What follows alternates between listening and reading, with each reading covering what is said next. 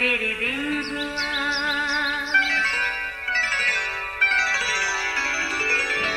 नया फिर दिन हुआ, पुरानी रात का करे सो शुक्र हम खुदा की जात का, खुदा की जात का, नया फिर दिन हुआ। आज की आयत। मैं तेरी सब रहमतों और वफादारी के मुकाबला में जो तूने अपने बंदा के साथ बरती है बिल्कुल हेच हूँ, क्योंकि मैं सिर्फ अपनी लाठी लेकर इस यर्दन के पार गया था और अब ऐसा हूँ कि मेरे साथ 2 वॉल हैं। पैदाइश 32 बाब 10वीं आयत। अजीज़ों, आजकल हम खुदा के एक खूबसूरत वादे को बार बार याद करते हैं जो उसने अपने बंदे इब्राहिम से किया था कि अगर तू आसमान के सितारों को गिन सकता है तो गिन, या रेत के ज़रों को गिन सके तो भी गिन ले, क्योंकि तेरी नस्ल ऐसी ही होगी। और फिर इसहाक इब्राहिम का अहद का फर्जंद ठहरा। आगे इसहाक के 2 बेटे ईसाऊ और याकूब पैदा हुए, मगर खुदा का इब्राहिम से किया वादा अब भी कायम था। इन दोनों में से छोटे बेटे याकूब के लिए खुदा का मंसूबा देखने में आया। फिर हालात भी कुछ ऐसे बनते गए, सो याकूब के लिए रास्ते भी हमवार होते गए, मगर इसके लिए उसे अपने वालिदैन के घर को विदा कहना पड़ा। अगरचे ये उसके लिए खुशकुन बात तो नहीं थी, मगर बाप इसहाक की दुआ से वो कदरे मुतमईन था।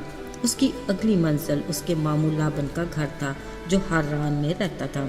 दौरान सफ़र जहाँ उसे रात पड़ी, उसने पास से पत्थर उठाया और अपने सरहाने तले रखा और सो गया। ऐसे में उसने अजीब सा ख्वाब देखा। एक बड़ी सी सीढ़ी जिसका सिरा आसमान तक था, इस पर चढ़ते उतरते फरिश्तों के हमरा ऊपर खड़े खुदावन को भी देखा। यहाँ पर खुदा ने उसके बाप दादा इब्राहिम और इसहाक का वादा उसके लिए फिर से दोहराया और कहा, जिस जगह तू लेटा है मैं तेरी नस्ल को दूंगा और तेरी नस्ल ज़मीन के गर्द के ज़रों की मानद होगी। अजीज़ों, खुदावन की तसल्ली बख्श बातें याकूब के लिए अनजाने सफ़र में इंतहाई खुशकुन थी। सुबह बेदार होने पर याकूब ने भी खुदा से मन्नत मानी और खुदा से वफादारी का अहद भी किया और सरहाने रखे पत्थर को सतून की तरह खड़ा करके इसके सिरे पर तेल डाला। फिर आगे मशरक के मुल्क की तरफ बढ़ा। यहाँ उसने मैदान में एक कुआं देखा जिसके पास ही भेड़ बकरियों के 3 रेवड़ बैठे थे। यकीनन चरवाहे इसी कुएं से अपने रेवड़ों को पानी पिलाते थे। उसने उन्हें मुखातिब करते कहा, मेरे भाइयों, तुम कहाँ के हो?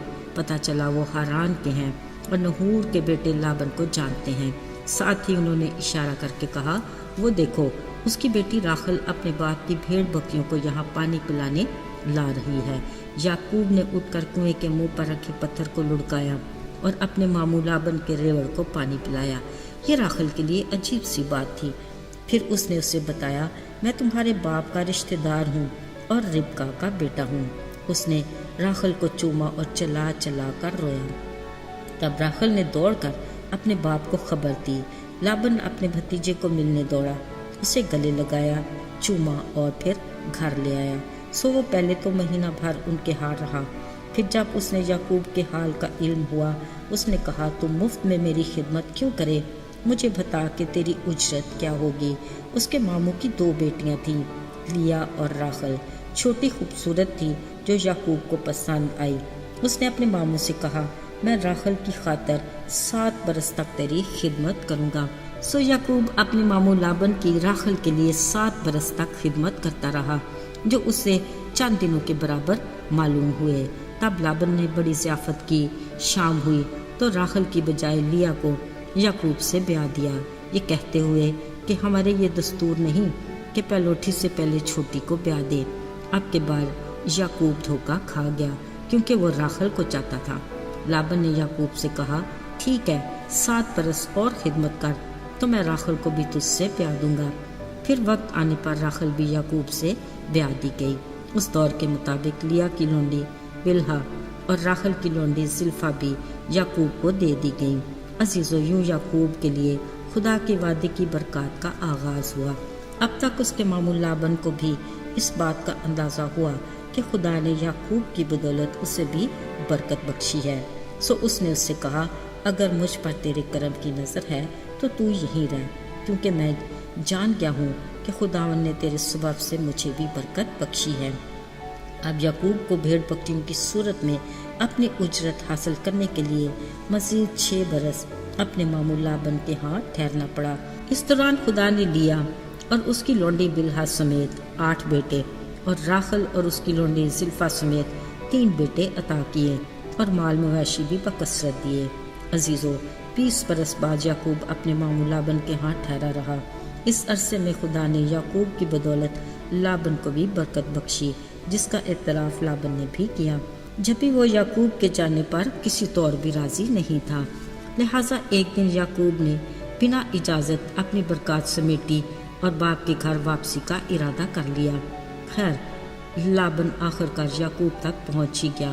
چند گلے شکووں کے بعد یعقوب نے وہیں پہاڑ پر قربانی چڑھائی اور سب کے ساتھ کھانا کھایا اور رات وہیں گزاری۔ اگلی صبح لابن سویرے ہی اٹھا، اپنے بیٹے بیٹیوں کو چوما اور ان کو دعا دے کر واپس اپنے گھر کو لوٹ گیا۔ عزیزو، اب یعقوب ہر طرح کی فکر سے آزاد تھا۔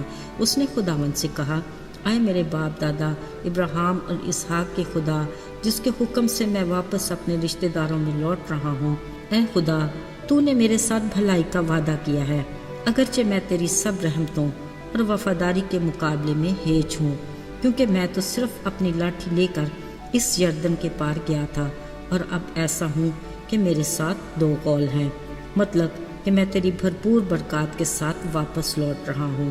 عزیزو، یوں خدا کا ابراہیم سے وعدہ یعقوب کی زندگی میں بھرپور طریقے سے پورا ہوا۔ یاد رہے، بے شک خدا کے حضور میں دیر ہے، اندھیر نہیں۔